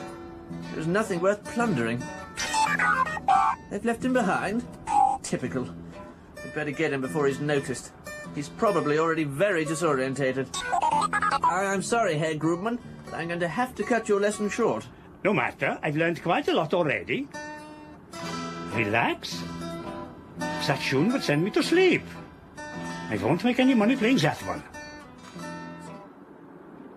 Are you married, Bernie? No, I'm not. I am. You don't know what you're frying, matey-o. It's a cum-call, I'll tell. Ah, she's a lovely mess, though. All creamy and spiked.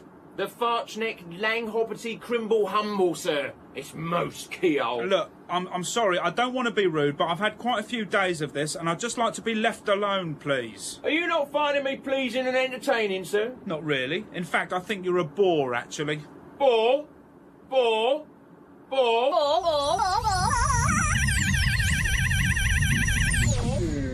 Oh, what is going on? Oh, it's not good enough, is it? I knew it wasn't. You didn't enjoy it, did you, Bernie? Enjoy what? Who are you? Oh, I'm sorry. I didn't mean to give you frightio. Me nomenclium spike here. You're the first person to Venturo here in a week. You what? Why, is there a bus strike or something? What is a bus strike? What? You don't sound nativian to this, Conherb. Conherb? You're not from Greater Croydania. Croydania? Wow! You've no chip in bed.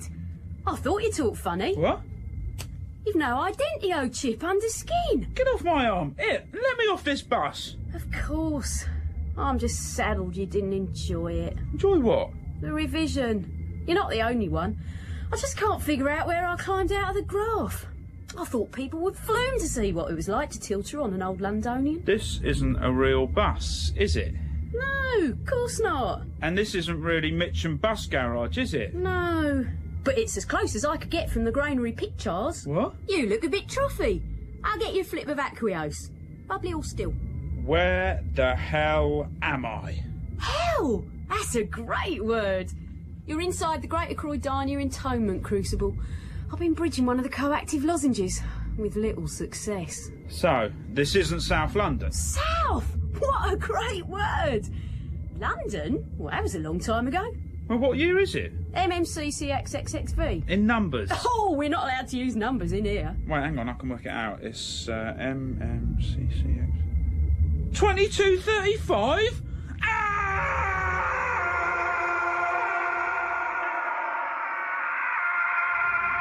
There's a man down there using numbers, and I'm not picking up any kind of signio.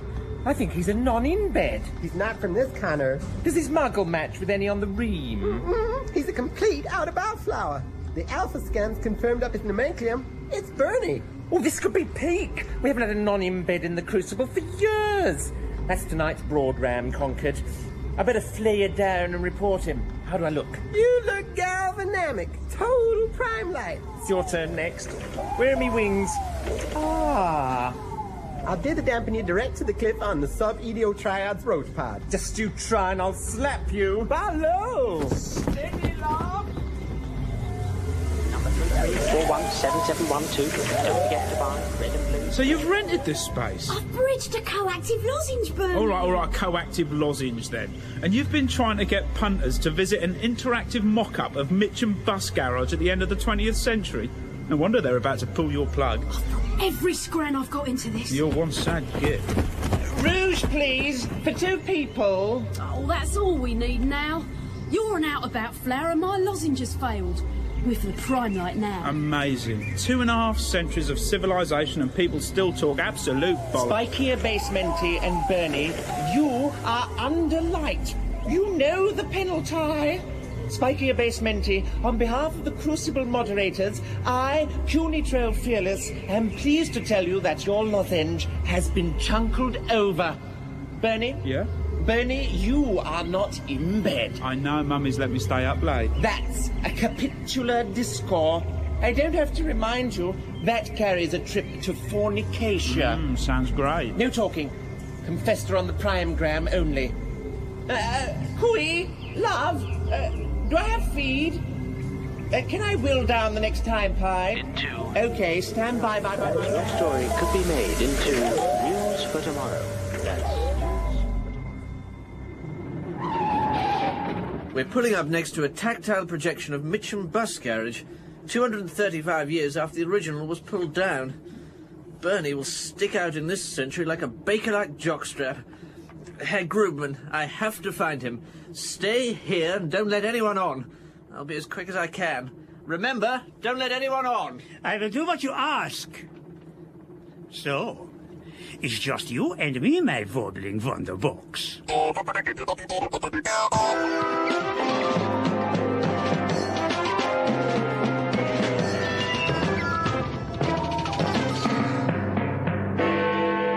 to the News Cube. And we have some breaky-wakey news unchunkled some momenteers ago. There's a story unfolding outside the coactive theme lozenge in Greater Cordania. Cunitral Fearless has the latest here. Fearless? It's one non-embed namink Bernie and one failed lozenge holder namink Spikia Basementi. They're with me, Naru. Do you come fester to the charge ball? Yeah. Hi, Mum. I should be home soon. I'm sure she'll be watching you tonight, Bernie. Here we have one true delinquo and one sad git. Back to you in the News Cube. Thank you, Fearless, and there'll be more on that story for the next 5 or 6 years. That's it from all of us here in the News Cube. Ciao for now.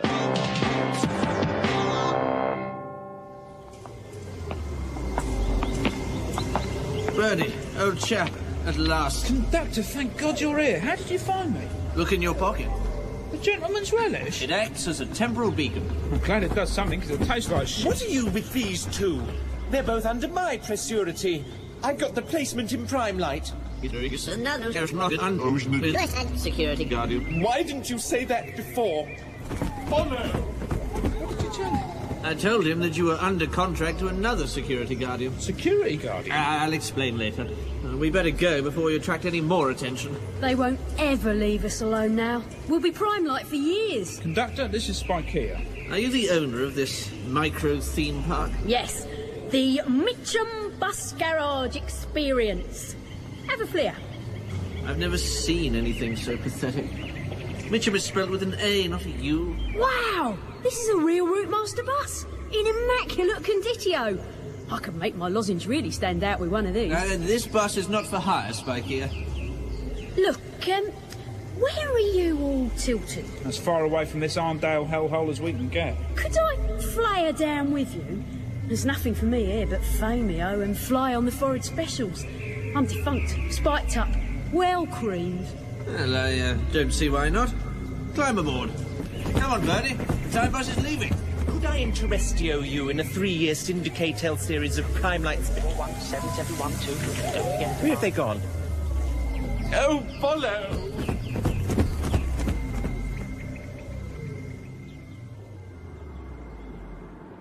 So, Conductor, you're saying that in the future, security guards or guardians act as news reporters for national networks and are paid a commission for every misfit they catch? No, it's far worse than that, Bernie. Think of those TV shows made up of security videos that are so popular in your time. By the year 2235, the only news available to citizens is that which shows other citizens being slightly less boring than they are. The crucible corporations don't want anything really important to stop people being entertained, as they say. Inevitably, the security guard of the late 20th century becomes the electronic news gatherer of this time period. And if you're caught doing anything out of the ordinary, you are punished by being made famous. They can turn the most boring, mediocre, and uncharismatic person into entertainment. It's like being on the front page of The Sun newspaper every day for 2 years. And look what that did to Anthea Turner. Quite. Well, I suppose your driver's anxious to take me home, then. What did you say? I said your driver's anxious to take me home, then. I told you never to mention the driver. But why? Because. Yeah, but... No! Interpolator, what's happened to you? Stop playing those awful tunes, that's what... No, Bernie, this is serious. Wow! Look-y-o! Herr Gruberman's instrument, it's motormorphed into other woods. Sounds like a dachshund having an enema. We have to find out what's gone wrong. Driver, let's go. You'll get your voice back, my friend. Hold on tight, everyone. In that episode of The Routemasters by Andrew McGibbon, Amanda Donohoe was Hilderghast, Andrew McGibbon was Raymond, Carl Minns was the conductor, Owen Evans was Bernie, Andy Mulligan was Herr Gruberman, Sophie Aldred was Spikier, Nick Romero was the Cockney driver and Cunitral Fearless, Dan Friedman was Cunitral Brave, and Alex Lowe was the virtual inspector and the voice of the interpolator.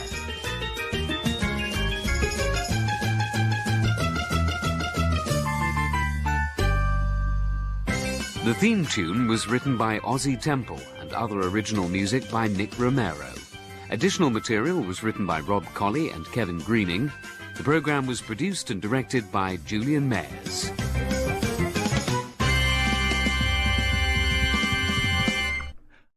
Interpolator, What's happened to you? Stop playing those awful tunes, that's what... No, Bernie, this is serious. We have to find out what's gone wrong. Hold on tight, everyone. The Routemasters by Andrew McGibbon. Episode 4, Wolfie and Beatty.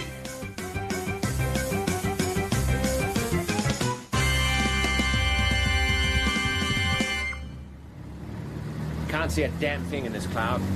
How close are we to Dover, Taffy? 8 or 9 miles, sir. We keep drifting off our heading. I think there's something wrong with the compass.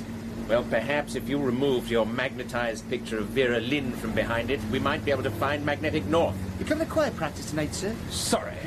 Well, we need a good tenor like you. We lost 3 last night. Terrible it was. Taffy, I can't sing. And even if I could, the last thing I would ever want to do is join a Welsh male voice choir. Even for fun, and even if there's a war on. So there's no harm in asking? No, Taffy, there is harm in asking. I want you to promise that you will never ask me to come to choir practice ever again. Now, maintain 1,000 feet and keep a good lookout. I think it's time I checked on our passenger. Are you comfortable in the back there, Mr. Miller? Well, yes, but I don't know how long you can fly in this. How much longer will we be in the air? Only my band are waiting for me. See, I got the new arrangement for String of Pearls. At this rate, sir, I think we'll be on the ground in about 20 minutes. Or in the water in about 10. Is that some kind of joke, buddy? Do you know who I am? I am Glenn Miller. Our crap pilots like you every day. Can lie me, wise guy. Just fly the goddamn plane. Well, if you need anything, I'll be at the front. Grumpy old bastard. I ain't trying to cheer him. What in the name of St. David was that? Keep her steady. I'll check our precious cargo. Sir, you might want to buckle your... Oh, my God! Miller's disappeared! What do you mean? I mean, he's disappeared, Taffy. That means he's not in the plane anymore. Maybe he stepped out for some air, sir. Taffy. Yes, sir? Taffy, if you're standing next to me and I'm standing at the rear end of the fuselage, then who is flying the plane? The autopilot, sir. This aircraft doesn't have an autopilot, Taffy. You're the autopilot. You're Welsh and you're an autopilot. Normally, that would be a completely reliable combination. In your case, it's going to prove disastrous. In fact, I'd very much like to kill you now. Unfortunately, I don't think there's enough time. It's a shame, sir. Why's that, then? Because you've managed to kill all of us instead.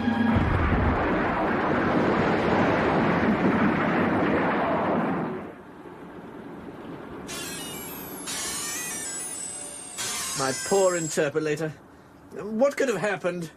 Well, even Herr Grubenman's zither has changed shape. Yeah, but at least it's a bit easier to play, if not as pleasant to listen to. Conductor here? You can tilt her on the time toll filling over this Londonian. Spikia, why not put on one of these translators? Then we won't have so much trouble understanding your laughable 24th century dialect. Oh, bugger, it's still talking in poodle. Well, at least she's clearer than she was before. I feel she is trying to ask... Give me that! Can't we go anywhere in this time box? Yeah, as long as it's where he wants to go. Now, that's not true, Bernie. We went to Rome just as the Sistine Chapel was being finished. There aren't many people who can say they've done that. Yeah, but I didn't want to go there. Yes, but you quite enjoyed yourself, didn't you? I wanted to go home. You know what your trouble is, Bernie? You just don't have an inquiring mind, not like Spike here. Look at her, just bursting to ask more questions. Ask another Spike here. What does the driver look, yo? Please don't ask questions about the driver, Spike here. But I'd like to know. Yeah, so would I. Yes, but sometimes one is better off not knowing everything. Oh, no, please, I come and... No, all right. If you insist, then I suppose I have no choice but to show you the driver. I warn you, however, you may never recover from the trauma. Driver, show yourself. Oh, my... Conductor, what's happening? I warned you, Bernie. Conductor, I don't believe it. Yes, Bernie. It's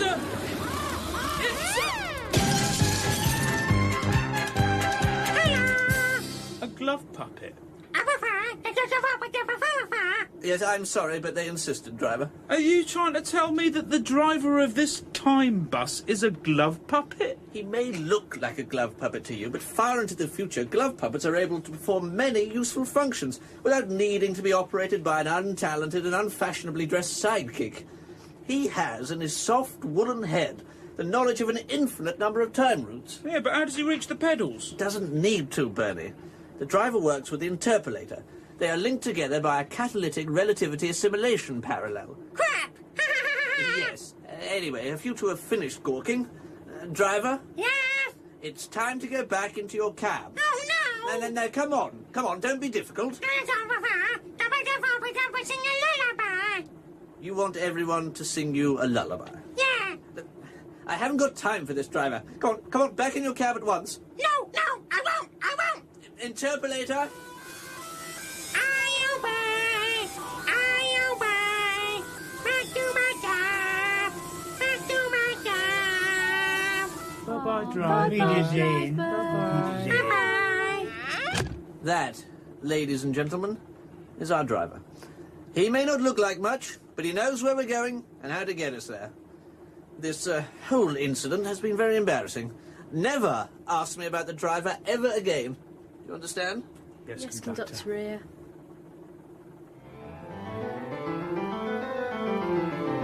Frau Born, I've heard so much about your young charge's talent. It reminds me of when I was his age, beguiling audiences across Europe with my genius, charming old ladies out of the trees and ravishing young ones underneath them. Or was it the other way around? I can never remember. But look what has become of me. Now I am 34 and pfennigless.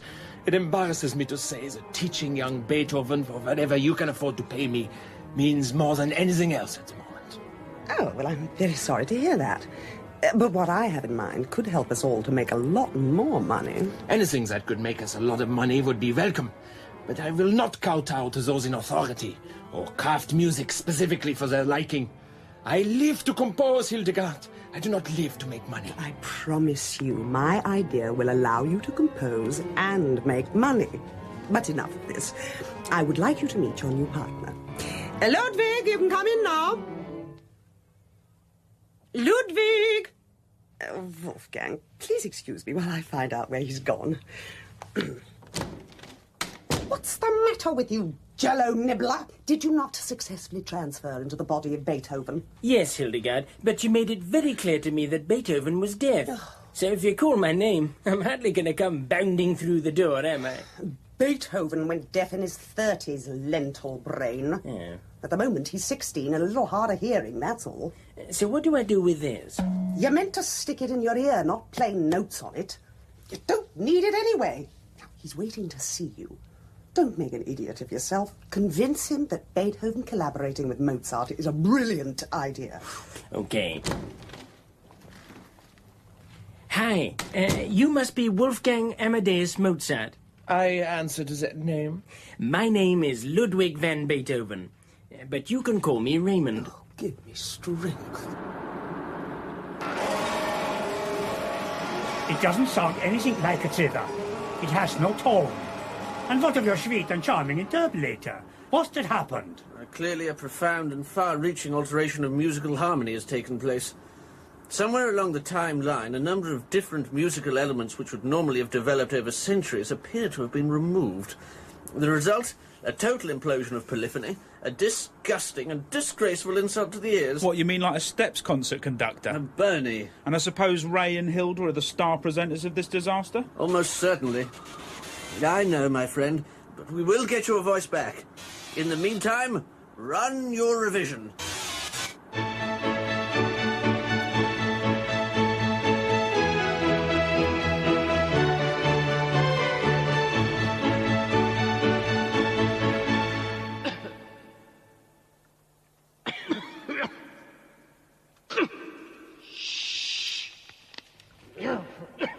That was the first movement of Mozart's Peggy Sue Concerto in A major for violins, played by the Salzburg String Orchestra, recorded at the Golders Green Hippodrome.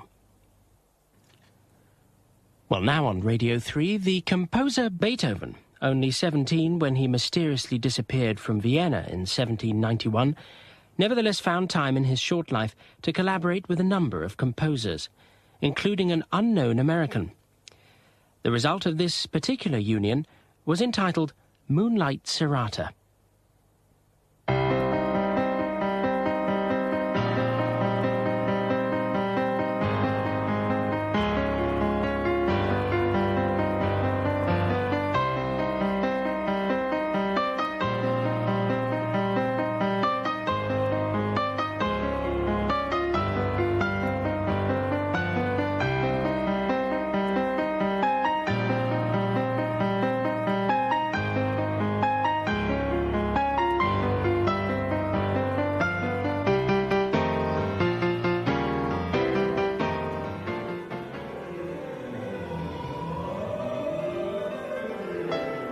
So, there he is, on his knees, pretending to be a dog.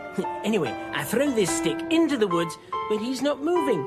So I shout, hide and seek. Hide and seek. Like the game. Ah, that's a dreadful joke. That you could insult my friend and confidant in such a way. I like you, but you should wash behind your ears more often. Well, so should you. Have some more Säcketorte, Ludwig. I couldn't possibly eat any more. Ludwig? Well, if you insist. So, when do you want to put on this testimonial concert? Well, as soon as possible. I thought we could collaborate on a few pieces. On stage, we'll perform together. How's this for a name? Beatty, Wolfie, and their two pianos live. I won't play unless my name comes first. Okay. How about Wolfie and Beatty and their two pianos live? I prefer that. Have some more Säcketorte. Yeah, it's got a certain ring to it, all right. Beatty and Wolfie and their two pianos live, with full support. Wolfie and Beatty. And I don't need supporting on stage. Just a piano stool. No, you don't understand. Before we come on stage, a small collection of groups inferior to us will perform, to warm up the audience.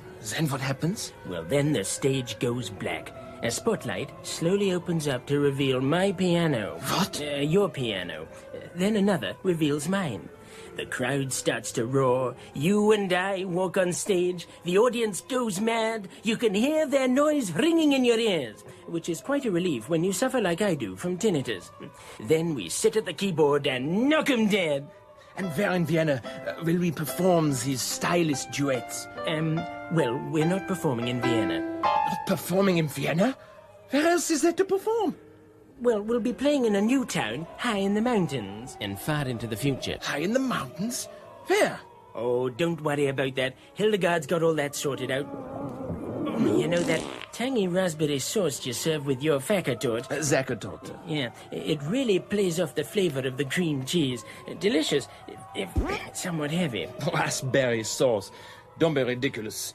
It's fresh pig's blood, gently warmed over a stove, dribbled over the pastry. Oh. Now, I must go to my piano. And I must go to the toilet. Good day, Wolfgang. Yes.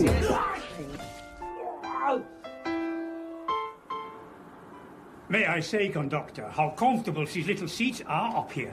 I've had the most refreshing nap. Spike here. Go and help Herr Grubman. Those stairs are difficult to judge even with perfect eyesight. Yes, conductor here. Do not trouble yourself. Blindness may have taken away my sight, but it rewards me with an instinct for knowing where the first step is. Oh! Herr Grubman, are you all right? Can you hear my voice? Oh, where am I? Who are you? Don't worry, you're safe. How many fingers am I holding up, Herr Grubman? He's blind, conductor. Yes, Bernie, but he's also telepathic. How many fingers do you know that I know you think I am holding up? I can see very clearly. I'm not blind. You're holding up 3. And why do you keep calling me Herr Gruberman? My name is Professor Ziggy Braun. Professor Ziggy Braun? Are you Hildegard's father? You know my daughter. Professor Braun, you've taken a very bad knock. Spike here, you look after him. Yes, conductor here. Bernie, this is more complicated than I thought. It is my contention that the Herr Grubman we have come to know is also Professor Ziggy Braun, formerly head curator of the Triennium Institute. They appear to be sharing the same body. Yes, conductor, that's because he's a nutter. As usual, Bernie, you have opted for flippancy where a much deeper explanation is required. Whilst you were being held prisoner on Raymond and Hildegard's time tube, Herr Grubman told me he was convinced that his blindness and subsequent telepathy were the direct result of a head-on collision with a Viennese tram, which he said came out of nowhere. He described the tram as having 2 bright headlights. So? There are no trams in turn-of-the-century Vienna with 2 headlights. They all have a single one below the operator's cabin window. Oh, I knew that. You weren't even sadder get than Spike here. There's only one vehicle that could have moved fast enough and yet completely disappeared without trace. What, a coach and horses? No, they're too slow. A Sinclair C5? Well, that disappeared without trace, all right, but it's still too slow. No. I believe that Herr Gruberman was struck by another time bus. One which was out of control, and one in which Professor Braun was the conductor.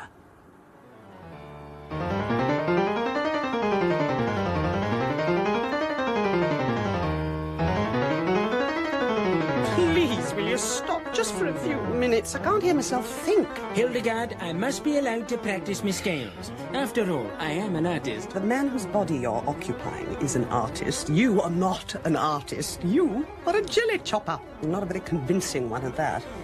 You know, there was a time, Hildegard, when I enjoyed your insults. But now they begin to sound hollow. In short, your abuse bores me. I think our partnership is almost at an end. Why are you looking at me like that?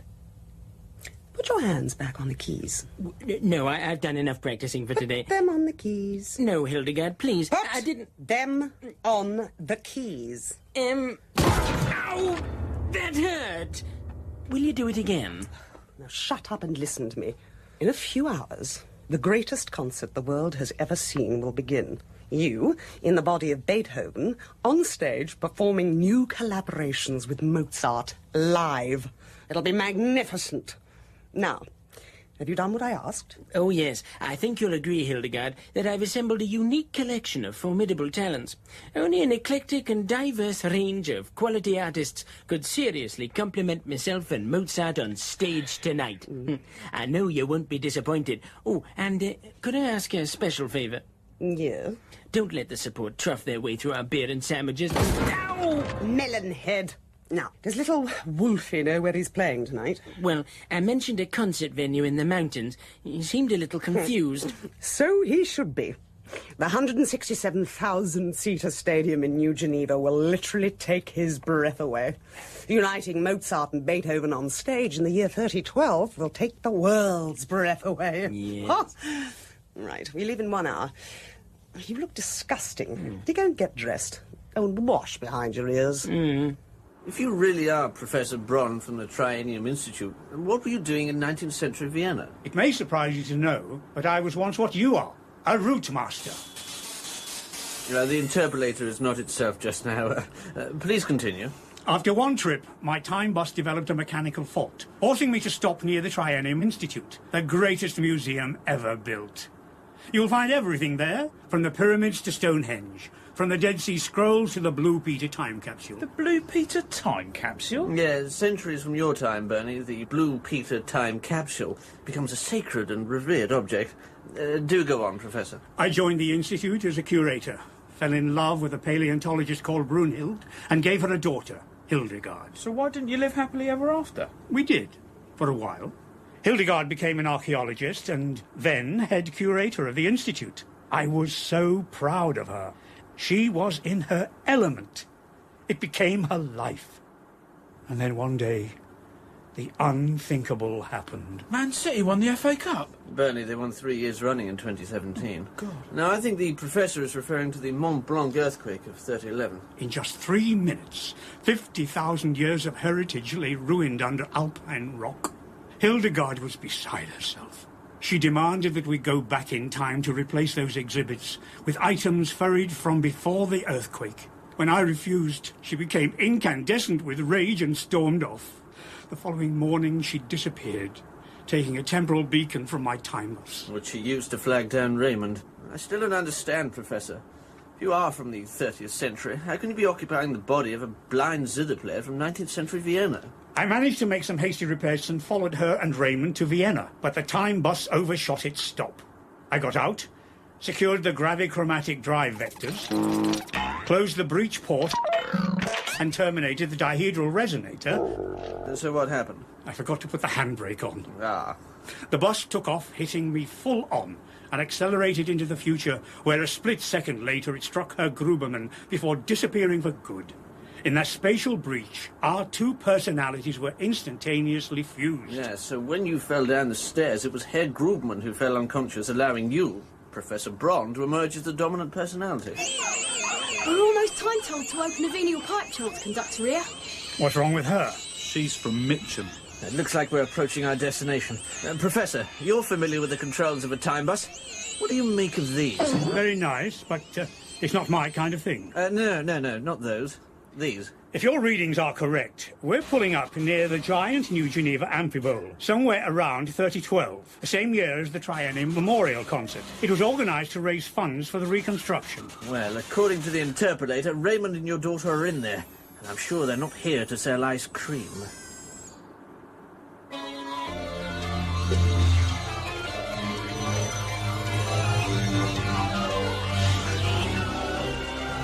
Well, Hilderghast, what do you think?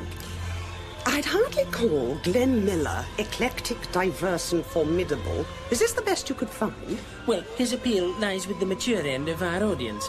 Anyway, how do I look? He's fine, except for the jacket. I thought that was the best part. Yes, but I don't think Beethoven ever wore a yellow sequined tuxedo. You look like Liberace. Now get rid of it. And lose the choir boy. You're the boss. You, bugger off. What a romantic melody. You know, Hilderghast, there's nothing I like better than a good tune. Look, are you and Mozart ready to perform? Oh, yes. We've got quite a program worked out. You'll never have heard anything like this. If I say so myself, it's quite brilliant.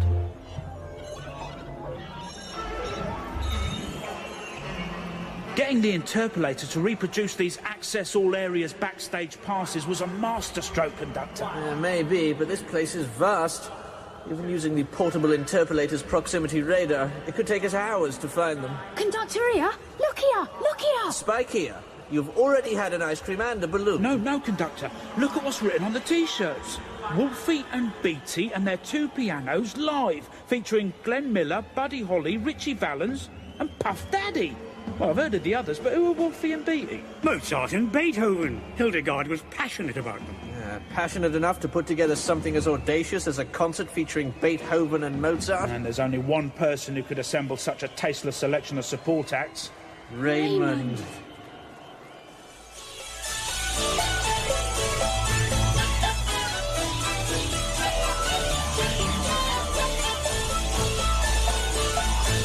Oh, get off. Go on, get out of my sight. What is the matter with you, Raymond? Have you no taste? Spittle brain. Every one of these support artists has been dreadful. I assure you, Hilderghast, they were much in demand. Yes, but this is the last time I'll ever hear them. Yeah, unfortunately, it's the last time anyone will ever hear them. Get Mozart on stage now. At least his precious collaborations with you will make this event worthwhile. Whatever you say, Hilderghast. Wolfie! I'm coming. Okay, Ludwig. Are you ready? I'm ready, Wolfie. Excuse me, what is that? What's what? That thing you're sitting at. It is not a piano. No, you're quite right. It's a drum kit. But why aren't you sitting at the piano? Thousands of people are expecting Beethoven to sit at a piano, not a drum kit. Well, you crushed my fingers so hard earlier that they stiffened up, and I can't bend them now. So I thought, well, why don't I play along with Wolfie on the drums instead? Listen. Ready, Wolfie? I'll count you in. 1, 2, 3, 4...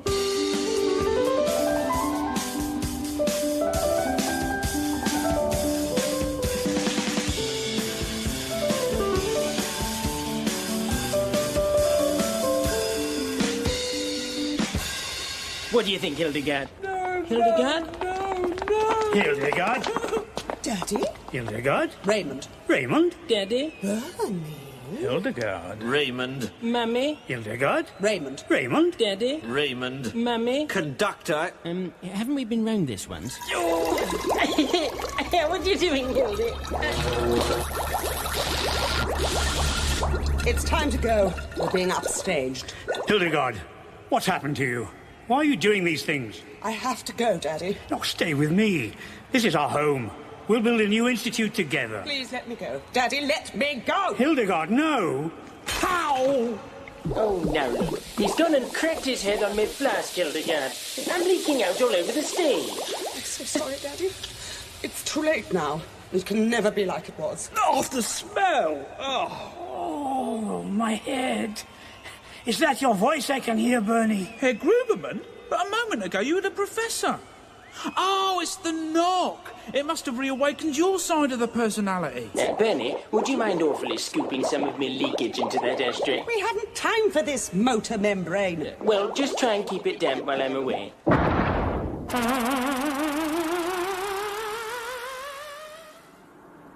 Well, now that everyone is safely back in their own part of the universe, can you take me back to mine? Yeah, we're approaching your stop now, Herr Gruberman. Goodbye, everyone. Goodbye. Goodbye, sir. Now, which way shall I go? Ouch!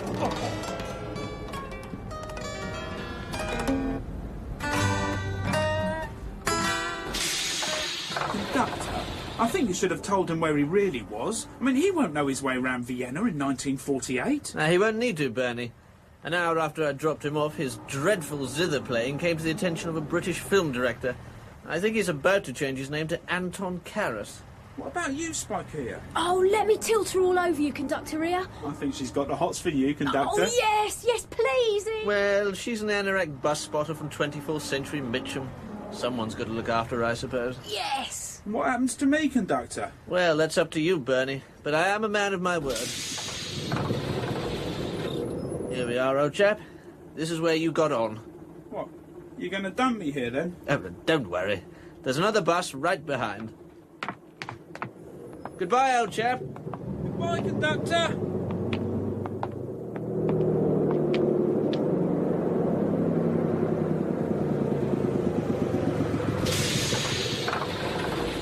Bernie, I'm rather troubled. It's this picture of Henry VIII. There's something not quite right about it. See for yourself. Well, it looks fine. Apart from one minor detail, Henry VIII wasn't black. He is now. I need your help, Bernie. We've no time to lose. Hold on, everyone.